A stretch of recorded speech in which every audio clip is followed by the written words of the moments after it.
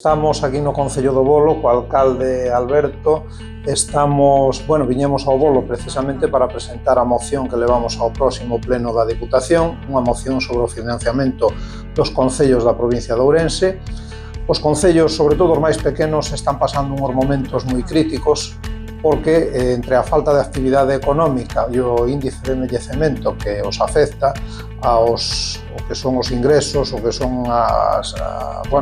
partida presupostaria vese bastante reducida e hai un incremento, sobre todo, de demanda de novos servicios, por exemplo, o SAF, o Servicio de Axuda a Domicilio, que seguro que nos falará algo Alberto, que é un dos problemas máis graves que teñen. O Fondo de Cooperación Local, que é o instrumento que ten a Xunta de Galicia para transferirlle aos concellos, é unha parte moi importante dos seus fondos. É un fondo, valga a redundancia, que está dotado con 112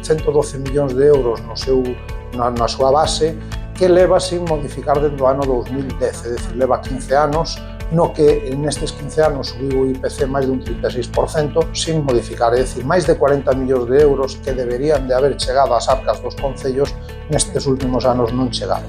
Competencias impropias, como pode ser os colexios de primaria, a atención aos colexios de primaria, limpeza, conserxes, mantementos, etc. Mantemento incluso dos centros de saúde que non pasan nas grandes cidades ou nas grandes vilas, e nos